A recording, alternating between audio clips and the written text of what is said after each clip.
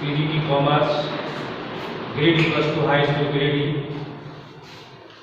आप लोग के समक्ष आज 11th कॉमर्स में अकाउंट्स का पहला चैप्टर लेकर के आया हूँ। 11th कॉमर्स का प्रारंभ है जहाँ से स्टूडेंट्स को अकाउंटेंसी या कॉमर्स के बारे में एक नया विषय जानकारी मिलने का अनुभव से प्राप्त होता है। जब हम लोग 10th पास करते हैं, बहुत कम स्टूडेंट्स ऐसे होते हैं जो कॉमर्स को विषय के रूप में रखते हैं, लेकिन इंटरमीडिएट में या 11th में आने के बाद वो कॉमर्स को एक अपने करियर के रूप में उसे चुनते हैं। लेकिन जैसे ही कॉमर्स विषय में की चर्चा होती है या कॉमर्स में स्टूडेंट एडमिशन लेता है, वो एक नया चीज उसके सामने उभर कर आता है। कॉमर्स एक नया, बिल्कुल नया विषय जिसके बारे में हो सकता है कि 10th तक वो न सुना हो, उसे सुनने का एक अवसर वहां पर मिलता है। तो 11th कॉमर्स की अगर बात करें, उसमें हमारा एक जो महत्वपूर्ण पेपर है वो अकाउंटेंसी, लेखांकन। इस लेखांकन में सबसे पहले हम लोग जानेंगे कि लेखांकन क्या है, लेखांकन का परिचय अर्थात इंट्रोडक्शन ऑफ अकाउंटिंग। लेखांकन कहाँ से आया, इसकी आवश्यकता क्यों पड़ी और वर्तमान में लेखांकन का क्या आवश्यकता है। तो अगर लेखांकन की बात करें, जो कि पहला चैप्टर भी हमारा 11th में अकाउंटेंसी में है, पहला चैप्टर हमारा लेखांकन इंट्रोडक्शन ऑफ अकाउंटिंग, लेखांकन का परिचय, ही हमारा पहला चैप्टर है। इसमें जो टॉपिक्स है वो है लेखांकन का उद्गम एवं विकास, यानी कि लेखांकन का कैसे विकास हुआ या लेखांकन कहाँ से आया और आज के परिप्रेक्ष्य में लेखांकन कितना आवश्यक है। तो लेखांकन, अगर जब हम लेखांकन की बात करते हैं तो लेखांकन की आवश्यकता वर्षों से चली आ रही है। अगर हम ईसा पूर्व की बात करें, 4500 ईस्वी ईसा पूर्व में भी लेखांकन की आवश्यकता बेबीलोन सभ्यता में जरूरत पड़ी। कोटिल के समय में भी लेखांकन की आवश्यकता पड़ी और वर्तमान में भी उस लेखांकन का हमें जरूरत पड़ा है।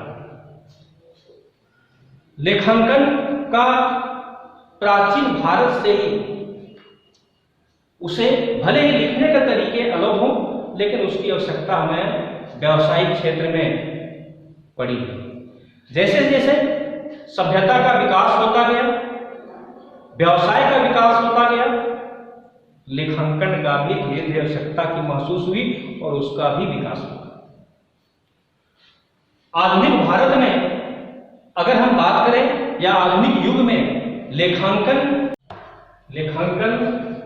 का जरूरत हमें हर क्षेत्र में, हर व्यवसायिक गतिविधियों के लिए आवश्यक है।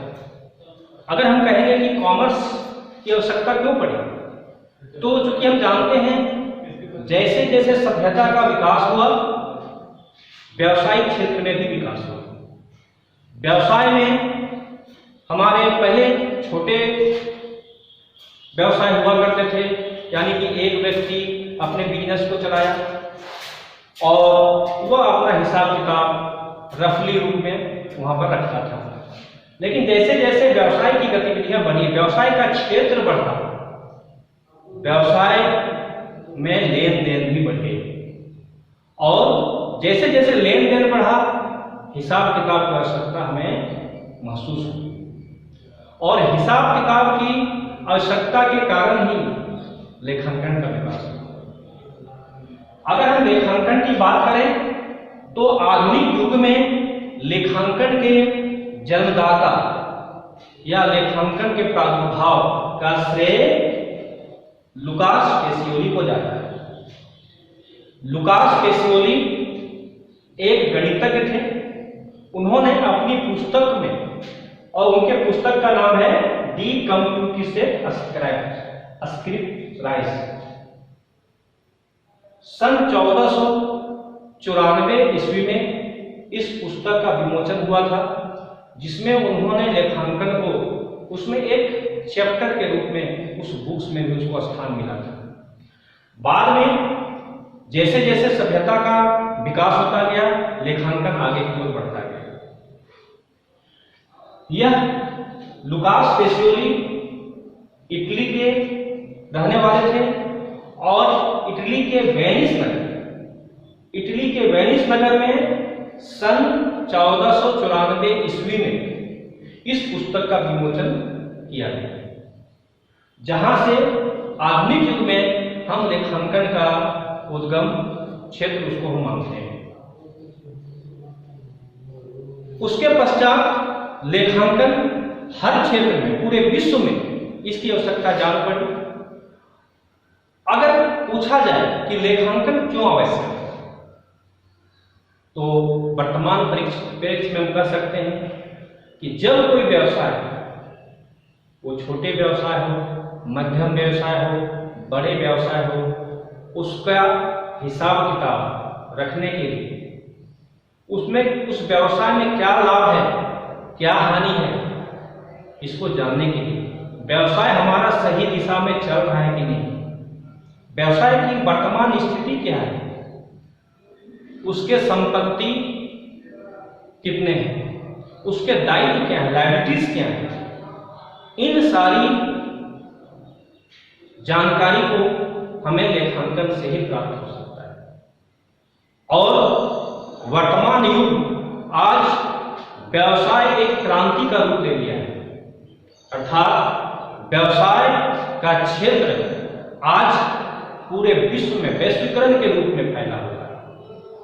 आज हम जानते हैं कि एक देश से दूसरे देश में हमारा व्यवसाय, बहुत ऐसी कंपनियां या व्यवसाय है जिनका बिजनेस कई देशों में चल रहा है, यानी कि व्यवसाय अपने बृहद रूप को प्राप्त कर चुका है और उसका जितना भी रिकॉर्ड्स है, लेन देन है, उसे रखने के लिए, उसको सही मेंटेन करने के लिए अकाउंटेंसी या लेखांकन की आवश्यकता होती है। लेखांकन का विकास इस प्रकार हमने जाना कि यह सदियों से चला आ रहा है। लेखांकन की आवश्यकता हर युग में उसकी हुई है और वर्तमान में लेखांकन एक बिजनेस के लिए, एक उसको हम कह सकते हैं व्यवसाय के लिए एक रक्त संचार के समान है। उसके बिना व्यवसाय को ठीक ढंग से चलाया नहीं जा सकता है। अब आगे अगर हम बात करें तो लेखांकन को दो भागों में बांट करके हम लोग सरलतापूर्वक उसे अध्ययन कर सकते हैं।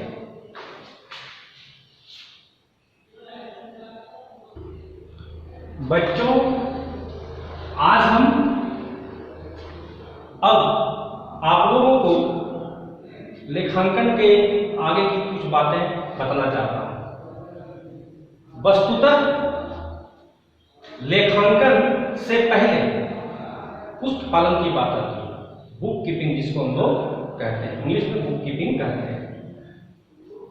लेखांकन का ही ये अंग है बुक कीपिंग। पुस्तक पालन, जैसा कि इंग्लिश में कहा जाता है बुक कीपिंग, हिंदी में पुस्तक पालन, पुस्त और पालन। पुस्त का मतलब पुस्तक, पुस्तक का मतलब कॉमर्स की भाषा में पुस्तक हम लोग अपने व्यावसायिक लेन देनों को कहते हैं, जिसको हम लोग यहाँ रिकॉर्ड करते हैं। और पालन उसको अभिलेख करना, उसे लिखना, मेंटेन करना, इसे हम लोग पुस्तक पालन। तो इस प्रकार पुस्तक पालन व्यावसायिक लेन देनों को लिखने और उसे मेंटेन करने का एक कला है। पुस्तक पालन को कला एवं विज्ञान दोनों कहा जाता है। अर्थात पुस्तक पालन यानी कि बुक कीपिंग लिखने के लिए, बुक कीपिंग को मेंटेन करने के लिए हमें एक कला की भी आवश्यकता होती है और विज्ञान उसे माना गया है। क्योंकि कला इसलिए कहा गया है क्योंकि बुक कीपिंग या पुस्तक पालन जो है वह एक निश्चित नियमों के आधार पर होता है। उसे बिना जाने कोई भी लिख नहीं सकता है, सही तरीके से लिख नहीं सकता। अतः बुक कीपिंग को जानना निश्चित नियमों के आधार पर, चूंकि इसका हम लोग मेंटेन करते हैं, अतः उसे कला कहा है। और विज्ञान इसलिए चूंकि वो हालांकि इसे पूर्ण रूपेण विज्ञान नहीं कहा जाता है, लेकिन चूंकि विज्ञान के सिद्धांत के तरह पुष्प पालन के भी सिद्धांत पूरे विश्व में मान्य है, पूरा विश्व इसे मेंटेन करता है और निश्चित समय अंतराल के पश्चात, खोज के पश्चात इसके नियम बने हैं, इसलिए हम लोग इसे विज्ञान भी कहते हैं। तो पुष्प पालन, आर एन क्वार्टर ने भी पुष्प पालन को डिफाइन किया है। पुष्प पालन समस्त व्यावसायिक लेन देनों को ठीक ढंग से रखने की कला एवं विज्ञान। इन्होंने भी कहा, आर एन कार्टर ने भी कहा कि पुष्प पालन व्यावसायिक लेन देनों को ठीक ढंग से रखने की कला एवं विज्ञान है, जिसके अंतर्गत मुद्रा के मूल्य का हस्तांतरण होता है। अर्थात व्यवसाय में जितने भी लेन देन होते हैं वो कहीं न कहीं उसका संबंध मुद्रा से होता है, यानी कि मुद्रा के रूप में उसका मेजरमेंट, मापना आवश्यक होता है। अगर किसी चीज को मुद्रा में हम कन्वर्ट नहीं कर पाएंगे तो फिर व्यवसाय में उसका स्थान रिकॉर्डिंग में नहीं मिल पाता है। अर्थात मुद्रा के रूप में उसका निश्चित रूप से मूल्यांकन होना चाहिए, तभी जाकर के वो बुक कीपिंग का या अकाउंटिंग का हिस्सा होता है। पुष्प पालन के अंतर्गत, जैसा कि मैंने पहले कहा कि यह व्यावसायिक लेन देनों का प्रथम बेस है, आधार है, और यहीं से हमारा फिर पुष्प पालन के बाद फिर लेखांकन की बात आती है। पुष्प पालन में हम मुख्य रूप से अगर कहें तो इसका हिस्सा जो है वो journal, purchase book, sales book और लेजर तक की जो हम लोग रिकॉर्डिंग करते हैं व्यावसायिक लेन देनों को, वह हमारा बुक कीपिंग का हिस्सा होता है। बुक कीपिंग के अंतर्गत journal, purchase book, sales book, purchase return book, sales return book, cash book, इन सारी चीजों का, आइटम्स का रिकॉर्डिंग किया जाता है। इससे हमें क्या ज्ञात होगा? तो बच्चों, इससे हमें व्यवसाय में कितने लेन देन एक फाइनेंशियल ईयर, एक अकाउंटिंग ईयर में हुआ, इसका हमें पता चलता है कि एक व्यवसाय में किसी पर्टिकुलर समय में क्या लेन देन हुआ, क्या खर्च हुआ, कितना हमारा रेवेन्यू आया, पैसा कहां से आया, पैसा कहां गया, इन सारी बातों का रिकॉर्डिंग बुक कीपिंग के अंतर्गत होता है। इसके बाद हम लोग उसके आधार पर हर एक अकाउंटिंग का अलग अलग लेजर बनाते हैं, जिसके बारे में आगे हम लोग डिटेल में जानेंगे। यहां पर एक पर्टिकुलर अकाउंटिंग का हर एक का अलग अलग लेजर बनता है, जिससे हमें यह ज्ञात होता है कि उस खाते के संबंधित हमारे पास क्या लेन देन है। हर एक अकाउंटिंग से उससे मंथ के अंदर या किसी पर्टिकुलर डेट में, निश्चित अवधि में हमें पता चलता है कि उसका बैलेंस क्या है, शेष क्या है, उसमें हमने कितना लेन देन किया है।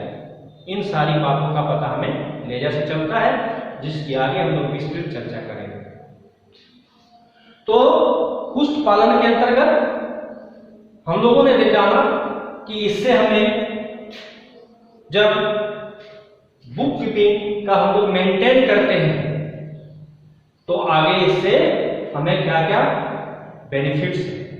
इससे व्यवसाय का लाभ हानि, व्यवसाय में कितनी हमारी देनदारियां हैं, कहां कहां डेटर्स है, लेनदार कितने हैं, क्रेडिटर्स कितने हैं, इन सारी बातों का हमें पता इस बुक कीपिंग के माध्यम से चलता है। तो सर्वप्रथम अकाउंटेंसी का हिस्सा बुक कीपिंग होता है, पुष्प पालन जिसे कहते हैं, और इसके बाद फिर लेखांकन की बात आती है। तो इसके पश्चात अब लेखांकन के बारे में कुछ विशेष बातों को जान लेंगे, तत्पश्चात फिर आगे की बात करेंगे। बच्चों, अभी हम पुष्प पालन की बात कर रहे थे। पुष्प पालन के बाद अब हम आगे लेखांकन की चर्चा करेंगे। लेखांकन, अकाउंटिंग, जैसा कि हम जानते हैं विभिन्न विद्वानों ने लेखांकन को अनेक प्रकार से डिफाइन किया है। आर एन एंथोनी ने लेखांकन को एक लेखा प्रणाली कहा है। लेखांकन एक लेखा प्रणाली है, इसमें व्यवसाय से संबंधित सूचनाओं को मुद्रा के रूप में एकत्रित करना, सारांश बनाना, विश्लेषण करना और जानकारी उपलब्ध कराना, इसके अंतर्गत इन सारी क्रियाओं को किया जाता है। इंग्लिश में अगर हम कहें तो accounting is an art of recording, classifying, balancing and interpreting of data. यानी कि लेखांकन व्यावसायिक लेन देनों को लेखा करने के पश्चात उसे वर्गीकृत करना, उसका सारांश बनाना, उससे आगे उसका विश्लेषण करना, इन सारी क्रियाओं को हम लेखांकन के अंतर्गत करते हैं। जैसा कि हम जानते हैं लेखांकन का कार्य बुक कीपिंग के पश्चात शुरू होता है, पुष्प पालन के पश्चात शुरू होता है। मैंने पुष्प पालन में बताया था कि पुष्प पालन के अंतर्गत हम जर्नल, लेजर तक की क्रियाओं को करते हैं। इसके बाद की जो बात आती है वो है ट्रायल बैलेंस की बात। ट्रायल बैलेंस बनेगा, ट्रायल बैलेंस के पश्चात हमारा फाइनल अकाउंट बनता है, फिर हम उस डाटा को एनालिसिस करते हैं। फाइनल अकाउंट जिसमें हम लोग आगे जिसमें चर्चा करेंगे, फाइनल अकाउंट के अंतर्गत ट्रेडिंग एंड पीएल अकाउंट और बैलेंस शीट। ट्रेडिंग और पीएल अकाउंट का मतलब व्यापार खाता एवं लाभ हानि खाता, जिससे हमारे व्यापार खाता के अंतर्गत, ट्रेडिंग अकाउंट के अंतर्गत ग्रॉस प्रॉफिट और ग्रॉस लॉस का पता चलता है, सकल लाभ या सकल हानि। इस तरह से आगे हम लोग ट्रेडिंग के बाद पीएल अकाउंट बनाते हैं, प्रॉफिट एंड लॉस अकाउंट। इस प्रॉफिट एंड लॉस अकाउंट से हमें नेट प्रॉफिट और नेट लॉस का पता चलता है, यानी कि शुद्ध लाभ या शुद्ध हानि। इसके बाद जब हमारा ट्रेडिंग और पीएल अकाउंट बन जाता है, इसके बाद हम लोग फिर बैलेंस शीट बनाते हैं, स्थिति विवरण। बैलेंस शीट दो हिस्सों में बटा होता है, दो भाग होते हैं। लेफ्ट साइड हमारा लायबिलिटीज होता है और राइट साइड एसेट्स होता है, जिससे हमें व्यवसाय की आर्थिक स्थिति का पता चलता है। आर्थिक स्थिति का मतलब होता है कि एक व्यवसाय में कितना उसका लायबिलिटीज है, दायित्व। दायित्व का मतलब कि उसके कहां से उन्होंने कर्ज लिया, कहां से उसे पैसा प्राप्त हुआ, वो उसका लायबिलिटीज है, या कहां उसे पैसा देना है बिजनेस को, ये लायबिलिटी साइड में आता है। और फिर एसेट्स की बात होती है। एसेट्स का मतलब व्यवसाय के पास कितनी संपत्तियां हैं। ये सब डिटेल में हम लोग आगे जानेंगे बैलेंस शीट के बारे में। तो इस प्रकार हम कह सकते हैं, और जब बैलेंस शीट हमारा बन गया उसके बाद उसका इंटरप्रेट, विश्लेषण किया जाता है। विश्लेषण के अंतर्गत यानी कि हम लोग वहां ये जानते हैं या कंपैरिजन करते हैं कि पूर्व से वर्षों में इस साल हमारा सेल्स कितना बढ़ा, परचेज कितना बढ़ा, खर्च कितना बढ़ा, इनकम कितना बढ़ा, संपत्ति कितना बढ़ा, इन सारी चीजों का हम लोग विश्लेषण करते हैं। इसके लिए भी हमें आगे बहुत सारे अकाउंटिंग मेंटेन करना पड़ता है विश्लेषण के लिए, जिसकी हम लोग चर्चा आगे करेंगे। फिलहाल हम लोग ये जानना है कि लेखांकन में किन किन बातों का भी हम लोग को जानकारी लेना है। इस प्रकार हमने बताया कि लेखांकन एक कला है। Accounting is an art of recording, record करना, लेखा करना। रिकॉर्डिंग मतलब लेखा करना। किसका लेखा करना? व्यवसाय के लेन देनों का लेखा करना। और उनमें से उन लेन देनों को लेखा करते हैं या जो हमें मुद्रा के रूप में व्यक्त कर सकते हैं। यानी कि वही लेन देन हमारा अकाउंटिंग का हिस्सा होगा जिसको हम लोग मुद्रा के रूप में लेन देन करें। अगर एक एग्जाम्पल लें, जैसे कि एक व्यवसाय चल रहा है और उस व्यवसाय में 2-4 व्यक्ति हैं जो काम कर रहे हैं या कर्मचारी हैं, कुछ कर्मचारी हैं जो काम कर रहे हैं। उन कर्मचारियों को व्यवसाय के द्वारा वेतन दिया गया। वेतन इंग्लिश में जिसे हम लोग सैलरी कहते हैं, व्यवसाय ने सैलरी दी, तो निश्चित तौर पर जब सैलरी दिया जाएगा तो वो मुद्रा के रूप में होगा, मनी के रूप में होगा। For example, mister Ram is an employee. Mister Ram एक संस्था में कर्मचारी है जिसे 5,000 रुपये सैलरी दिया है, 5,000 रुपये वेतन दिया गया। तो यहां पर कहीं ना कहीं एक मनी फैक्टर है, यानी कि मुद्रा। तो लेखांकन की एक सीमा भी है कि जब तक हम उसे मुद्रा के रूप में व्यक्त नहीं करेंगे उसका हम रिकॉर्डिंग नहीं कर सकते, लेखांकन नहीं कर सकते। हर हालत में लेखांकन को मुद्रा के रूप में कन्वर्ट करना आवश्यक होगा। तो इस प्रकार से हमने देखा कि लेखांकन में और हमें बहुत सारे विद्वानों ने लेखांकन को परिभाषित किया है। इसके आगे हम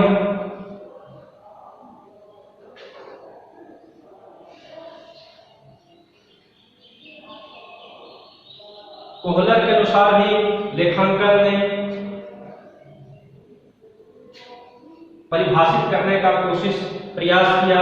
उनके अनुसार भी लेखांकन से आशय उन सभी लेन देनों से है जिसे हम मुद्रा के रूप में व्यक्त करते हैं और उसका रिकॉर्डिंग, लेखांकन और वर्गीकरण करते हैं। इस प्रकार हमने यहां पर देखा कि लेखांकन क्या है, यानी कि क्लियर है कि लेखांकन व्यावसायिक लेन देनों को लेखा करने की एक कला है। अगर हम आगे लेखांकन की विशेषताओं की चर्चा करें तो इसमें सबसे पहले आता है लेखा करना, जो हम लोग अभी डिफिनेशन में भी, परिभाषाओं में भी देखेंगे। तो सबसे पहले होता है लेखा करना, रिकॉर्डिंग। रिकॉर्डिंग क्या होता है? जब किसी व्यवसाय का प्रारंभ होता है उसके सबसे पहले उसमें लेन देन होगा और उस लेन देन को सबसे पहले हम जो लेखा करेंगे वो हमारा रिकॉर्डिंग का है। अगर मान लेते हैं कि हमने 10,000 का माल बेचा, 10,000 का माल नगद बेचा, कैश सेल्स ₹10,000, तो सर्वप्रथम माल को बेचने के पश्चात उसका हमें लेखा करना होगा। तो उसको लेखा करना लेखांकन की पहली विशेषता है, लेखा करना, रिकॉर्डिंग। इसके बाद आता है वर्गीकरण, क्लासिफाइंग। वर्गीकरण हम लोग आगे इसमें डिटेल में जान लेंगे। वर्गीकरण के अंतर्गत हम लोग जब हमारा जर्नल सारा रिकॉर्डिंग हो जाता है तो हर अकाउंट से संबंधित, हर अकाउंटिंग से संबंधित अलग अलग लेजर बनाया जाता है, यानी कि ताकि हमें पता चले किसी विशेष अकाउंटिंग का क्या पोजीशन है। तो जब हम हर एक अकाउंट का अलग अलग लेजर में हम उसको लेखा करते हैं तो हमारा क्लासिफाई कहलाता है, वर्गीकरण कहलाता है, जिसकी चर्चा हम लोग आगे भी डिटेल में जर्नल लेजर जब करेंगे, पढ़ेंगे, इसको जानेंगे, तब इसकी चर्चा करेंगे। जब हम रिकॉर्डिंग कर लेते हैं उसके बाद जब क्लासिफाइंग कर लेते हैं, वर्गीकरण कर लेते हैं, हर एक अकाउंटेंसी को अलग अलग भागों में लेजर बना लेते हैं, तो तत्पश्चात हमें उसका बैलेंसिंग करना होता है, शेष निकालना पड़ता है। हर अकाउंटिंग का किसी निश्चित तिथि को सर्टेन पीरियड के पश्चात, सर्टेन पीरियड हमारा मंथ के अंत में, वर्ष के अंत में, वो अकाउंटेंसी लेखांकन जहां मेंटेन होता है उसके आधार पर वह तय किया जाता है कि हमारा शेष कैसे निकालना है, किस पीरियड को निकालना है। ऐसे हमेशा यह मंथ के अंदर, प्रत्येक महीने के अंत में बैलेंस हर खाते का किया जाता है। यानी कि एक महीने में किसी पर्टिकुलर अकाउंट का क्या बैलेंस है वो हम लोग इस बैलेंसिंग से निकालते हैं। शेष निकालने के पश्चात जब हमारा रिकॉर्डिंग हो गया, लेजर बन गया, उसका उस लेजर का हम लोग बैलेंस निकाल लिए, शेष निकाल लिए, उसके पश्चात ट्रायल बैलेंस तलपट बनाया जाता है। तलपट में क्या है? तलपट को ऐसे बनाने की 3 विधियां हैं। एक टोटल मेथड, जिसकी आगे हम लोग चर्चा डिटेल में करेंगे, थोड़ा मैं भी आप लोगों को हल्का सा बता दूं। तलपट बनाने की 3 विधियां होती हैं, एक टोटल मेथड, एक बैलेंस मेथड। टोटल मेथड मतलब जोड़ विधि, बैलेंस मेथड मतलब शेष विधि, और तीसरा टोटल कम बैलेंस मेथड, जिसको कहते हैं जोड़ सह शेष विधि। लेकिन इन तीनों में हमारा बैलेंस मेथड ही ज्यादा उपयोगी है और संस्थाओं के द्वारा इसका उपयोग किया जाता है। तो तलपट मुख्य रूप से सभी खातों के शेषों को या सभी खातों के योग को इसमें लिखा जाता है। ये सभी खातों के योग या शेष का एक सारांश है। आगे समरी, सारांश मतलब इस ट्रायल बैलेंस के बाद हम ट्रेडिंग, पीएल और बैलेंस शीट बनाते हैं। जैसा हमने पहले भी चर्चा किया, ट्रेडिंग से हमें ग्रॉस प्रॉफिट, जिसे हिंदी में कहते हैं सकल लाभ या ग्रॉस लॉस, सकल हानि, या ट्रेडिंग अकाउंट या व्यापारिक खाते से निकाला जाता है। ट्रेडिंग अकाउंट के बाद पीएल अकाउंट, लाभ हानि खाता। इस लाभ हानि खाते में हमें नेट प्रॉफिट और नेट लॉस, शुद्ध लाभ या शुद्ध हानि का पता चलता है। और तत्पश्चात हम लोग बैलेंस शीट बनाते हैं, स्थिति विवरण बनाते हैं। इस समरी के बाद फिर आता है विश्लेषण की बात। विश्लेषण के अंतर्गत हम लोग ये जानते हैं कि हमारा किसी वर्ष में कितना हमारा सेल्स का क्या अनुपात है, sales turnover, purchase turnover, debtors turnover, creditors turnover, इन सारी बातों का विश्लेषण और प्रॉफिट रेशियो, इनको सब हम विश्लेषण के अंतर्गत निकालते हैं। एंड और कई तरीके हैं विश्लेषण करने के। अगर हम लेखांकन की बात करें कि लेखांकन की जरूरत हमें क्यों पड़ी, क्योंकि कोई भी व्यवसाय आज के समय में जब तक अपना सही ढंग से, या कोई भी व्यवसाय को छोड़ दे, अगर कोई व्यक्ति भी अगर है अपने घर परिवार का अगर हिसाब वो सही ढंग से नहीं रखेगा तो वो परिवार सही तरीके से नहीं चल सकता है। यानी कि हर हालत में एक व्यक्ति को अपना हिसाब रखना पड़ता है। हिसाब रखने के बाद ही वह सही रूप से उसे जानकारी मिल पाएगी कि उसकी आय कहां से हुई है, उसने खर्च कहां किए हैं और उसके पास क्या शेष बचा है। इस प्रकार व्यावसायिक लेन देनों को भी अपना हिसाब किताब प्रॉपर वे में रखने की आवश्यकता होती है। जब तक एक व्यवसाय अपना सही तरीके से हिसाब किताब नहीं रखेगा, वह इस बात का पता नहीं लगा पाएगा कि वह व्यवसाय सही दिशा पर चल रहा है कि नहीं चल रहा है, और परिणाम स्वरूप उसे असफलता का सामना करना पड़ सकता है। अतः लेखांकन की आवश्यकता हमें हर क्षेत्र में पड़ती है। आज अगर मैं बात करूं कि अगर ये चौक है और इस एक चौक के पैकेट की कीमत 80 रुपये है, 80 रुपया, तो क्या यह 80 रुपया तय अपने आप हो गए? या एक कलम है, हमारे पास एक कलम है, इस कलम की कीमत 15 रुपये, क्या ये कलम कि 15 रुपए की जो कीमत है अपने आप तय हो गई? नहीं, कहीं न कहीं इसके पीछे भी अकाउंटिंग का हाथ, लेखांकन का ही एक हिस्सा है कॉस्टिंग, जिससे हमें पर यूनिट कॉस्ट के बारे में पता चलता है। अर्थात जब तक हम सही तरीके से व्यवसाय के समस्त खर्चों का, समस्त ट्रांजैक्शन का लेखा जोखा नहीं रखेंगे, हम एक वस्तु की कीमत भी सही तरीके से ज्ञात नहीं कर पाएंगे।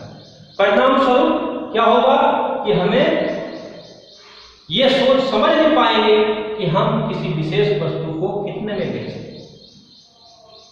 अतः लेखांकन का संबंध वस्तु के लागत ज्ञात करने से लेकर के व्यवसाय की स्थिति क्या है, व्यवसाय का पोजीशन क्या है, व्यवसाय में लाभ हानि क्या है, हर जगह लेखांकन का आवश्यकता होती है।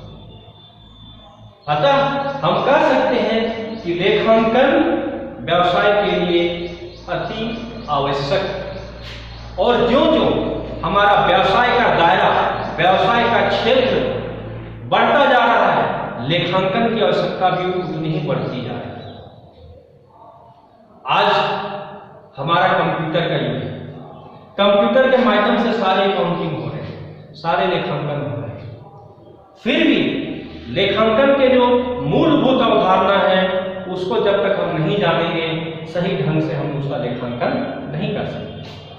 अतः हर हाल में हमें लेखांकन की उसके मूलभूत अवधारणा या लेखांकन के सिद्धांत, उसके नियम को जानने की आवश्यकता है।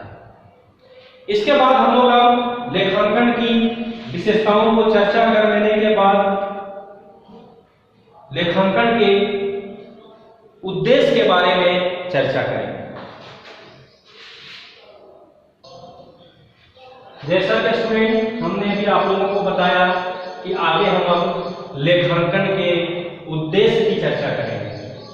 ऑब्जेक्टिव्स ऑफ अकाउंटिंग, लेखांकन के क्या उद्देश्य हो सकते हैं। सर्वप्रथम लेखांकन का जो पहला उद्देश्य है वह व्यावसायिक लेन देनों का नियमित लेखांकन, यानी कि जितने भी लेन देन व्यवसाय में हैं उसको हम एक सिलसिलेवार ढंग से, क्रमिक रूप में, डेट बाय डेट के रूप में उसको हम लोग रिकॉर्ड करते हैं, लेखा करते हैं। इसके बाद जब हम व्यवसाय के लेन देनों का लेखा कर लिए तब क्या होगा, उसके बाद हम उस लेखा से जर्नल, लेजर के माध्यम से ट्रायल बैलेंस बनाते हैं, और उस ट्रायल बैलेंस के बाद जो हमारा स्टेप होता है वह है शुद्ध लाभ एवं हानि का निर्धारण करना। यानी कि व्यवसाय लेखांकन का दूसरा प्रमुख उद्देश्य शुद्ध लाभ एवं शुद्ध हानि का निर्धारण करना है। यानी कि हमारे बिजनेस में क्या लाभ है, क्या हानि है, उसका निर्धारण करते हैं। इसके लिए अभी हमने चर्चा किया कि शुद्ध लाभ हानि का निर्धारण करने के लिए हमें क्या करना होगा, ट्रेडिंग अकाउंट बनाना होगा, जिससे हमें ग्रॉस प्रॉफिट या ग्रॉस लॉस का पता चलेगा। इसके बाद हमें प्रॉफिट एंड लॉस अकाउंट बनाना होगा, जिससे हमें शुद्ध लाभ या शुद्ध हानि का पता चलेगा। और इसके बाद व्यवसाय का जो नेक्स्ट उद्देश्य आता है वह है वित्तीय स्थिति का पता करना। वित्तीय स्थिति मतलब फाइनेंशियल पोजीशन, कि व्यवसाय का फाइनेंशियल पोजीशन क्या है। तो वित्तीय स्थिति का पता कैसे चलेगा, यह एक व्यवसाय के बैलेंस शीट से पता चलता है, स्थिति विवरण से पता चलता है। इसकी चर्चा हम लोग आगे डिटेल में करेंगे कि बैलेंस शीट क्या है। मोटे तौर पर बैलेंस शीट के अंतर्गत हमारा लायबिलिटीज और एसेट्स होता है, जिससे हमें व्यवसाय की वित्तीय स्थिति का पता चलता है। ऐसे भी अगर हम सामान्य रूप में अगर बात करें कि वित्तीय स्थिति क्या है, तो अगर एक व्यक्ति को ही ले, किसी एक व्यक्ति का वित्तीय स्थिति का अगर पता करना हो तो उसके लिए हमें यह जानकारी हासिल करना होगा कि उसका कितना संपत्ति है, उसके पास नगद कितने हैं, उसके पास बिल्डिंग्स या फिक्स्ड एसेट्स कितने हैं, और उसके कर्जे कितने, लायबिलिटीज कितना है। यानी कि अगर किसी व्यक्ति का लायबिलिटीज, उसका कर्ज कितना है, कहां कहां से उन्होंने लोन लिया है, और उसके पास एसेट्स कितना है, संपत्ति कितना है, अगर दोनों जानकारी हमें हो जाए तो एक व्यक्ति की वित्तीय स्थिति का पता हम लोग कर सकते हैं। इसी प्रकार व्यवसाय का भी वित्तीय स्थिति, उस व्यवसाय में कितना उसका लायबिलिटीज है, कितना उसका एसेट्स है, इससे हमें व्यवसाय की भी वित्तीय स्थिति का पता हम लोग कर सकते हैं और लेखांकन का यह तीसरा प्रमुख उद्देश्य है। इसके बाद सूचना प्रदान करना, प्रोवाइड इंफॉर्मेशन।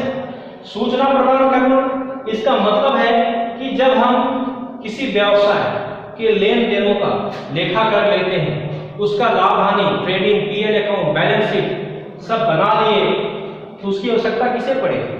व्यवसाय के मालिक को, सरकार को, कर्जदारों को, जिन्होंने फर्म को, बिजनेस को कर्ज लिया है, उनको क्या करता है, या फिर डेटर्स, देनदार, क्रेडिटर्स, लेनदार इत्यादि को सूचना मिलती है।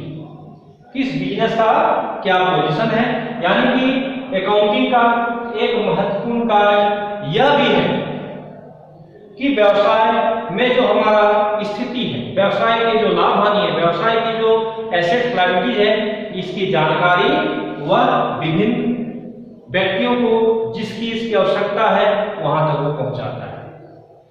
तो इसका चौथा प्रमुख उद्देश्य है विभिन्न व्यावसायिक वर्गों, लेनदारों या फिर जो उस व्यवसाय से जुड़े हुए विभिन्न फॉर्म हैं उनको सूचनाएं प्रदान करना। इसके बाद आता है कानूनी आवश्यकताओं को पूरा करना।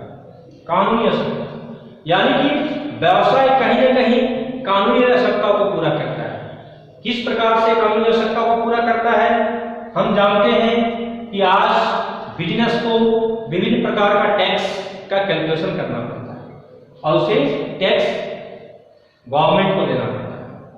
तो टैक्स का हिसाब तब तक नहीं हो सकता है जब तक प्रॉपर रूप में अकाउंटिंग मेंटेन ना हो, जब तक सही तरीके से लेखांकन का लेखा जोखा नहीं किया जाएगा, हम सही ढंग से टैक्स का कैलकुलेशन नहीं कर सकते हैं। यानी कि टैक्स बिजनेस को अपने सेल्स पर, अपने प्रॉफिट पर देना पड़ता है, लाभ पर देना पड़ता है। और जब तक सही तरीके से लाभ का कैलकुलेशन, प्रॉफिट का कैलकुलेशन या सेल्स का कैलकुलेशन नहीं करेंगे, तब तक हम सेल्स टैक्स या फिर प्रॉफिट पर जो टैक्स देना है उसका हम सही तरीके से कैलकुलेशन नहीं कर पाएंगे और कहीं न कहीं वो एक तरह से कानून का एक उल्लंघन है। अतः व्यवसाय को कानूनी आवश्यकता को पूरा करना भी लेखांकन का एक महत्वपूर्ण कार्य है। यानी कि यह लेखांकन एक कानूनी आवश्यकताओं को भी पूरा करता है। इसके बाद अशुद्धियों का पता लगाना एवं दूर करना, यानी कि अगर बिजनेस में कहीं हमारा कोई गलती हो गया, कहीं कुछ एंट्री छूट गया या कहीं पर हमने रॉन्ग अमाउंट बैठा दिया, उसका भी पता लगाना अकाउंटिंग का काम है। और वह पता अगर ह्यूमन एरर है, कुछ उसमें अगर गलती हो गया है, बैलेंसिंग करने में गलती हो गई है, तो कुछ पता हमारा ट्रायल बैलेंस से चल जाता है, तलपट से चल जाता है। यानी कि अगर किसी खाते में जोड़ की अशुद्धि है तो हमें उसका पता ट्रायल बैलेंस से, तलपट से लग जाता है। अर्थात लेखांकन का एक प्रमुख उद्देश्य यह भी है कि कहीं अगर कोई मिस्टेक है किसी खाते का शेष निकालने में, किसी खाते को जोड़ने में या उसके बैलेंस को आगे ले जाने में, कैरी फॉरवर्ड करने में अगर हमें कहीं गलती की है तो उसका भी पता हमें अकाउंटिंग के माध्यम से लग जाता है। और जब पता लग गया तो उसे रेक्टिफाइंग एंट्री के द्वारा हम फिर उसे संशोधन कर सकते हैं। अर्थात कहने का मतलब है कि लेखांकन का एक प्रमुख उद्देश्य अशुद्धियों का पता लगाना भी है और उसे दूर करना भी है। इसके बाद व्यवसाय में जो प्रमुख उद्देश्य लेखांकन का है वो व्यवसाय में नियंत्रण स्थापित करना। व्यवसाय में नियंत्रण स्थापित करने का मतलब है कि जब तक हम सही ढंग से हिसाब किताब नहीं रखेंगे, हम व्यवसाय को कंट्रोल नहीं कर सकते।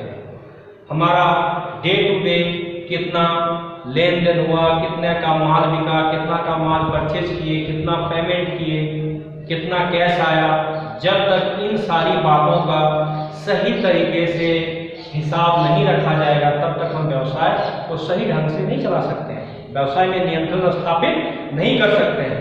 अर्थात हर हालत में हमें व्यवसाय में नियंत्रण अगर स्थापित करना है तो लेखांकन की आवश्यकता है। लेखांकन के बिना हम व्यवसाय में नियंत्रण स्थापित नहीं कर सकते।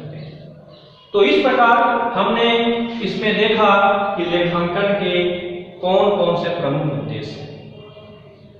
इसके बाद एक टॉपिक और इसमें हम लोग ले सकते हैं, वह लेखांकन की प्रकृति।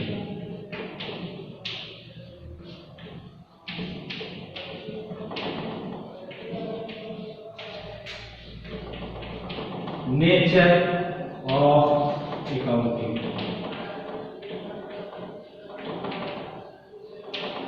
नेचर ऑफ अकाउंटिंग, लेखांकन की प्रकृति। लेखांकन की प्रकृति में हम मुख्य रूप से लेखांकन क्या है इसकी बात चर्चा करते हैं।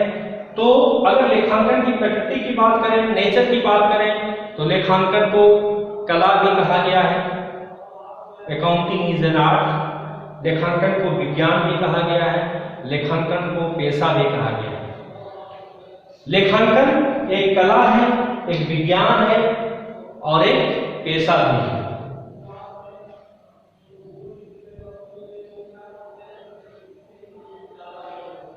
मैं पहले भी चर्चा कर चुका हूं कि लेखांकन एक कला है। यह इसके प्रकृति में पहला पॉइंट आता है, लेखांकन एक कला है, यानी कि अकाउंटिंग इज एन आर्ट।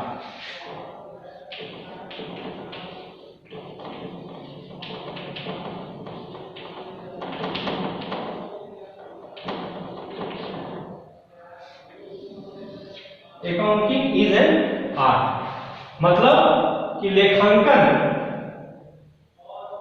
में लेखा करना एक कला है और यह सब व्यक्ति नहीं कर सकता है जब तक उसके कंसेप्ट को, जब तक उसके बेसिक बातों को जानकारी नहीं होगा लेखांकन का, तब तक कोई व्यक्ति लेखांकन नहीं कर सकता है।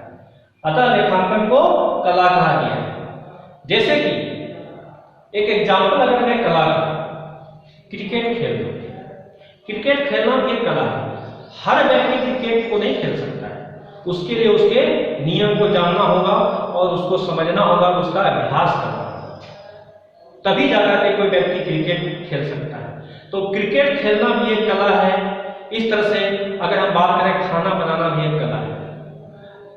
जब तक कोई व्यक्ति खाना बनाने का, किसी पर्टिकुलर व्यंजन को बनाने के बारे में जानकारी अगर नहीं रखेगा तो उसे सही तरीके से नहीं बना सकता है, उसमें भी कला है।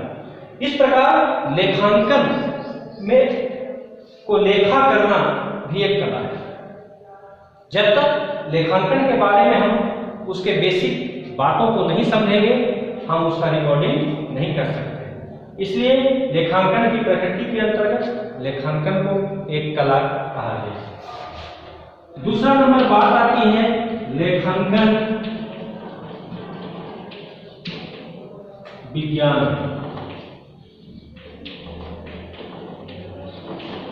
मैनेजमेंट अकाउंटिंग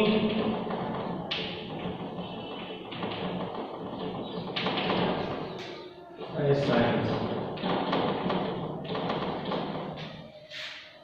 लेखांकन है विज्ञान। लेखांकन को विज्ञान इसलिए कहा गया है कि जिस प्रकार विज्ञान के जो भी सिद्धांत हैं वो रिसर्च के द्वारा बने हैं और उसे सत्यापित भी, प्रूव भी किया जा सकता है, और विज्ञान के जो सिद्धांत हैं वो पूरे विश्व में सर्वमान्य हैं। इस प्रकार लेखांकन के भी जो सिद्धांत हैं वो बहुत अनेक वर्षों के पश्चात शोध के द्वारा ये बना है। ऐसा नहीं है कि लेखांकन का आविष्कार एक दिन में हो।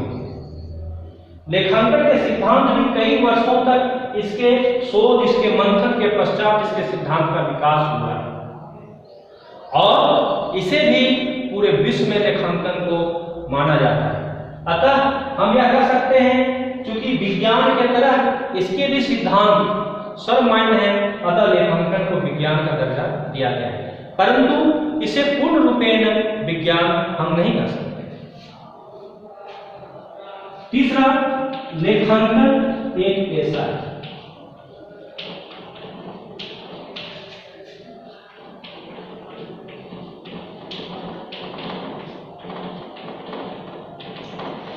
लेखांकन एक पेशा है।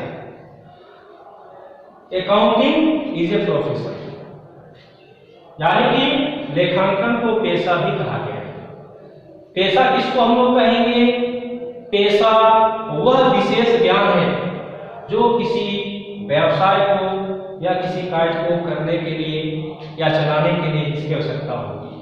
यानी कि जब किसी कार्य को करने के लिए या किसी व्यवसाय को चलाने के लिए जब विशेष ज्ञान और योग्यता की आवश्यकता होती है तो उसे हम लोग पेशा कहते हैं। जैसे कि अगर हम कहें कि एक डॉक्टर का अपना व्यवसाय है, परंतु क्या सब कोई डॉक्टर हो सकता है?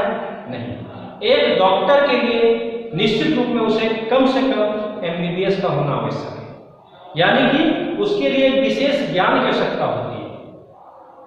अगर एक हमें वकील बनना है तो निश्चित रूप में उसके लिए हमें LLB करना होगा, यानी कि वकील बनने के लिए भी, वकालत करने के लिए भी एक विशेष ज्ञान की आवश्यकता होती है। तो जहां भी विशेष ज्ञान की जरूरत होगी उस कार्य को, उस व्यवसाय को पेशा कहा जाता है।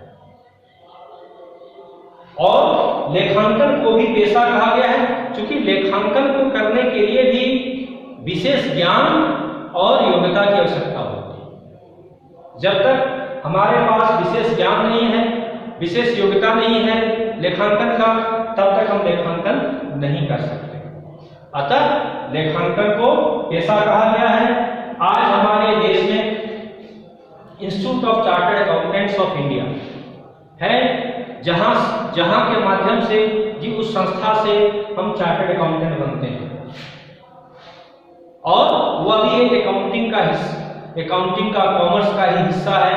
अतः लेखांकन को एक पेशा कहा गया है, क्योंकि लेखांकन की जानकारी के लिए भी विशेष ज्ञान की आवश्यकता होती है।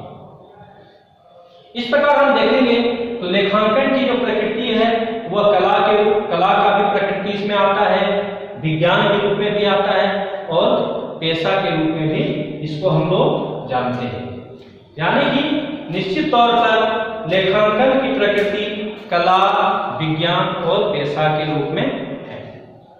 यहां तक हम लोगों ने ये सब जाना कि लेखांकन के उद्देश्य क्या है, लेखांकन की प्रकृति क्या है। अब यहां तक के जानने के पश्चात हम आगे कुछ बेसिक टर्म्स के बारे में चर्चा करेंगे, बेसिक अकाउंटिंग टर्म्स के बारे में। आगे हम लोग अब लेखांकन के कुछ आधारभूत शब्दों के बारे में चर्चा करेंगे। इसके पहले हम लोगों ने लेखांकन का अर्थ, परिभाषा, लेखांकन के उद्देश्य, लेखांकन की प्रकृति, इन सभी बातों की चर्चा की।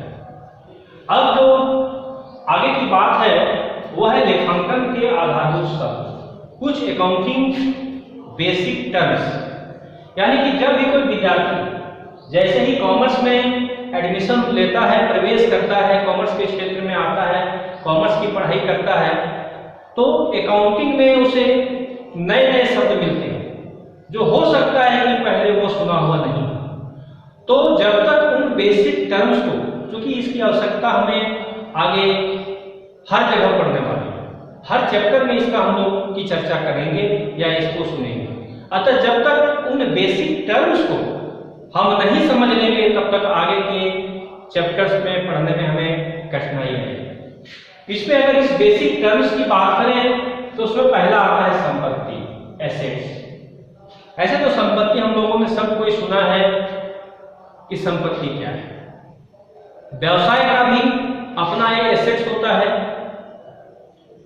संपत्ति हम उसे कहते हैं जिसे बेच करके हमें कुछ धन प्राप्त, यानी कि जहां से हमको अगर उसे बेचने के बाद मुद्रा आने की संभावना है, कैश प्राप्त होने की संभावना है, वो हमें संपत्ति कहते हैं। संपत्तियों को मुख्यतः हम दो भागों में बांट सकते हैं, फिक्स्ड एसेट्स और करंट एसेट्स। व्यवसाय में के अंतर्गत संपत्तियों को मुख्यतः दो भागों में बांटेंगे हम लोग यहाँ पर, फिक्स्ड एसेट्स अस्थायी संपत्ति, करंट एसेट्स चालू संपत्ति। फिक्स्ड एसेट्स अस्थायी संपत्ति वे संपत्तियां होती हैं जो व्यवसाय में 1 वर्ष से अधिक समय के लिए रहता है, या जो व्यवसाय को 1 वर्षों से अधिक समय के लिए बेनिफिट देने वाला है, उन संपत्तियों को हम फिक्स्ड एसेट्स कहते हैं। अगर एग्जांपल लें तो बिल्डिंग, क्योंकि वो हमारे पास 1 वर्षों से अधिक समय के लिए रहने वाला है और उसका लाभ हमें कई वर्षों तक मिलने वाला है।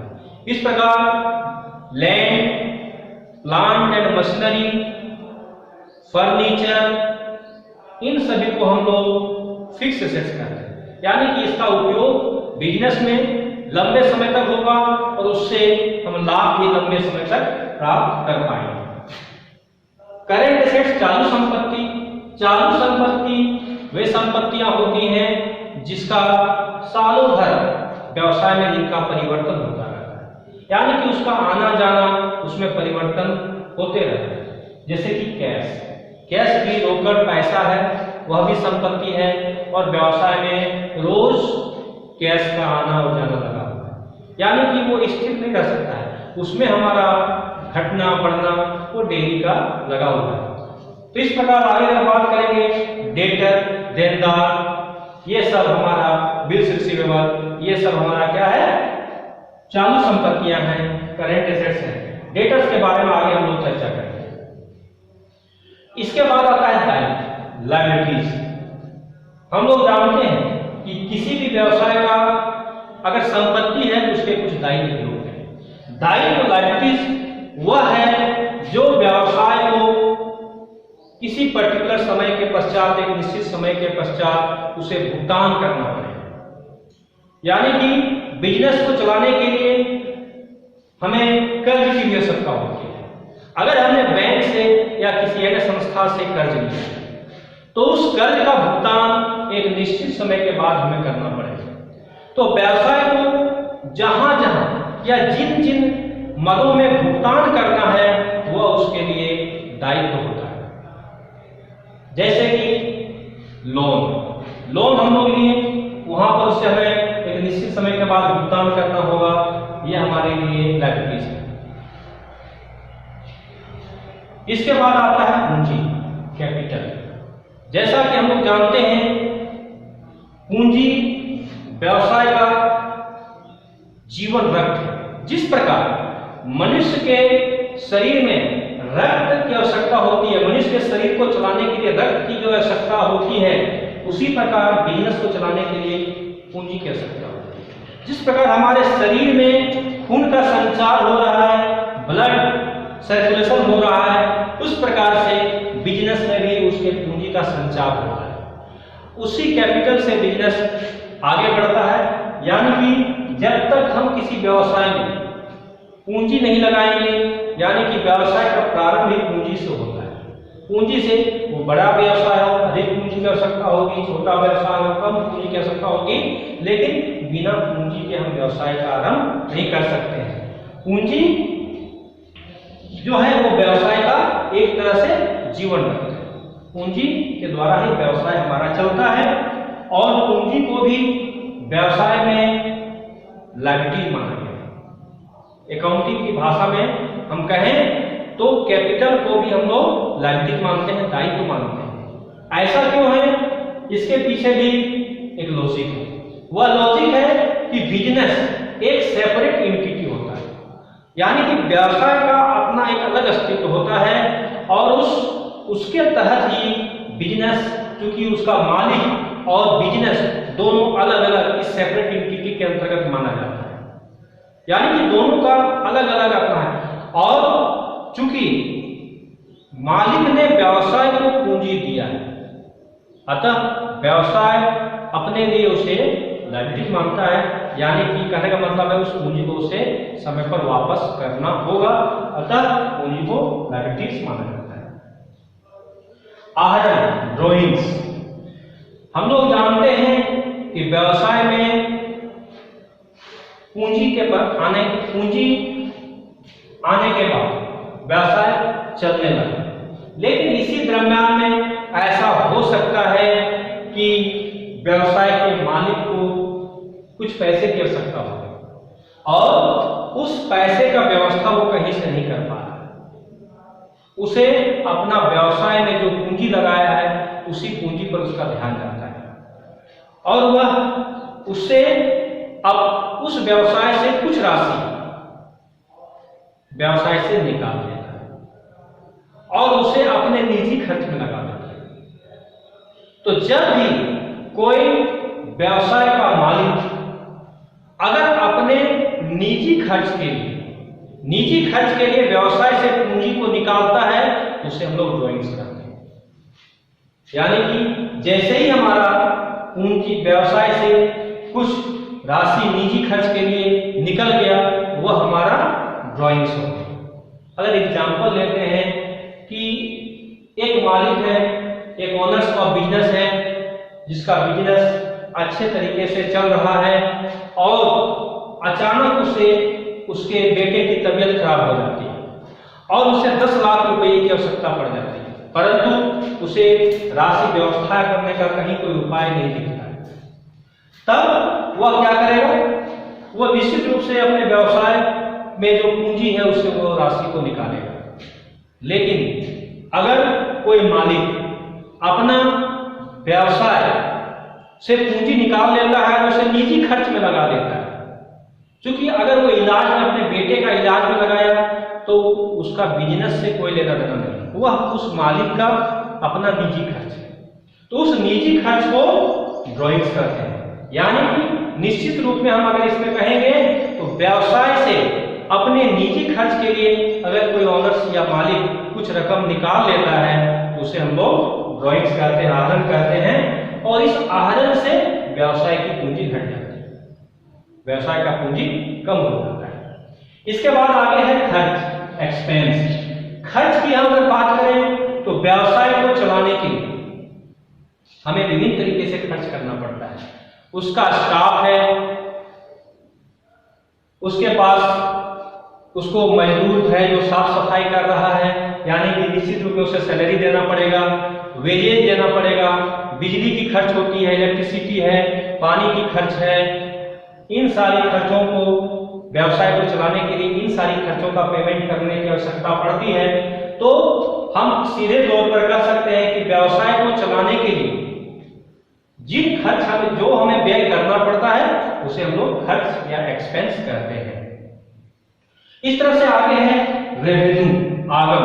आगम उसे कहते हैं जो हमें व्यवसाय में रेवेन्यू या पैसे की प्राप्ति हो रही है, जहां से भी हमें पैसा आ रहा है वो हमारा रेवेन्यू कहलाता है, आगम कहलाता है। आय, इनकम। इनकम मतलब बिजनेस का क्या आय हो।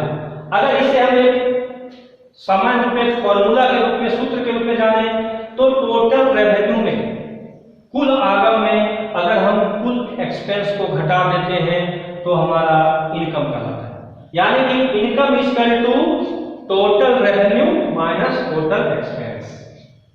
इसके बाद आता है देनदार, डेटर्स। देनदार क्या है?